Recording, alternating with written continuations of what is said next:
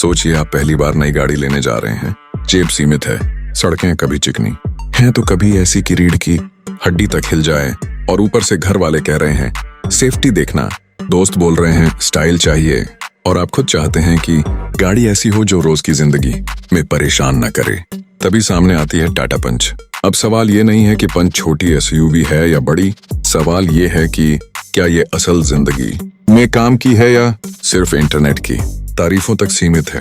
आज इसी बात को बिना घुमा फिरा के बिल्कुल सीधी और ईमानदार भाषा में समझते हैं।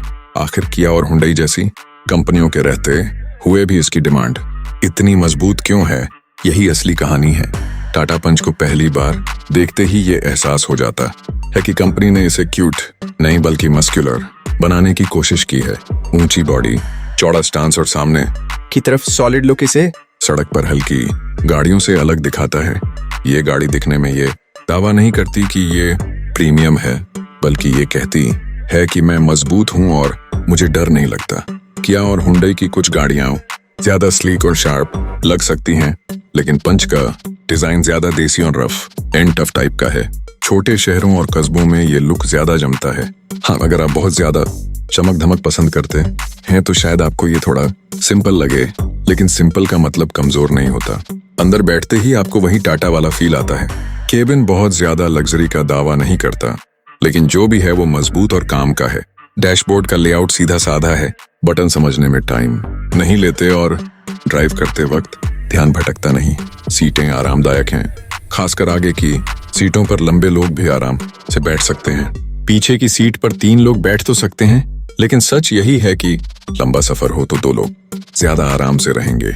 किया और हुंडई की कुछ कारें अंदर से ज्यादा प्रीमियम फील देती हैं, लेकिन पंच का फायदा ये है कि ये खराब सड़कों पर भी अंदर से आवाजें नहीं करने लगती। रोजमर्रा के इस्तेमाल में यही चीज सबसे ज्यादा मायने रखती है।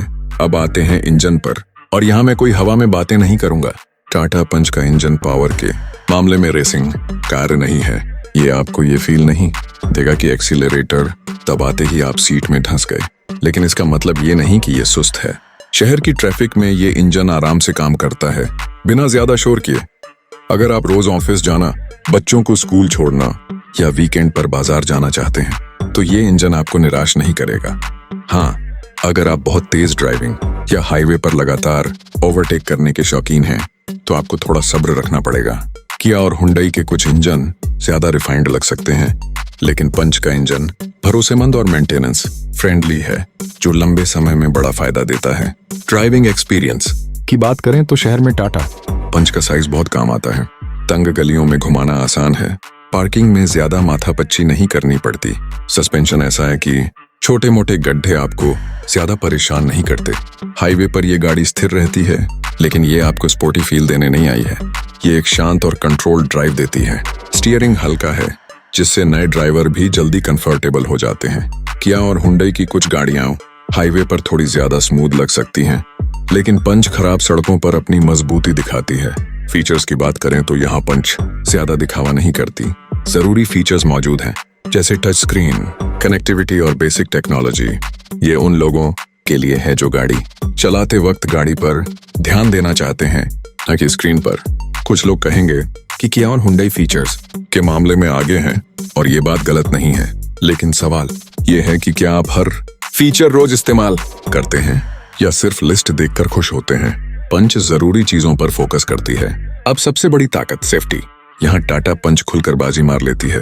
मजबूत बॉडी और बेहतर सुरक्षा इसे परिवार वालों की नजरों में भरोसेमंद बनाती है।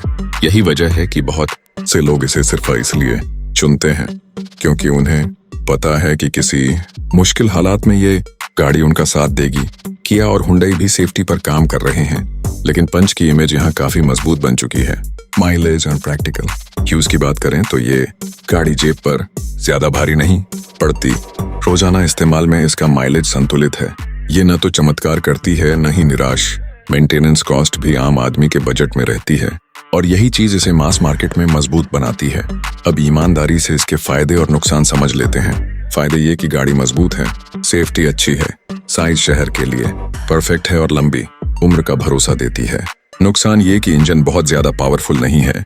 अंदर का इंटीरियर कुछ लोगों को साधारण लग सकता है और फीचर्स के मामले में ये लिस्ट में सबसे ऊपर नहीं आती। तो ये गाड़ी किसके लिए है? ये उन लोगों के लिए है जो पहली बार गाड़ी ले रहे हैं, जो दिखावे से ज्यादा भरोसे और सुरक्षा को महत्व देते हैं और जो चाहते हैं कि उनकी गाड़ी रोज की जिंदगी में उनका साथ निभाए। अगर आप सिर्फ स्पीड और चमक चाहते हैं तो शायद आपको दूसरी तरफ देखना चाहिए। फाइनल फैसला बिल्कुल साफ है। टाटा पंच कोई परफेक्ट गाड़ी नहीं है, लेकिन ये एक ईमानदार गाड़ी है। इसकी बुकिंग चालू है, लॉन्च हुए से वक्त हो चुका है और डिलीवरी भी ज्यादा इंतजार नहीं करवाती। अगर आप आज बुक करते हैं तो जल्दी ही ये आपकी ड्राइववे में खड़ी मिल सकती है। तो अब आपकी बारी है।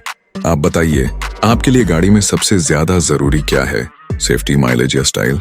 कमेंट में जरूर लिखिए।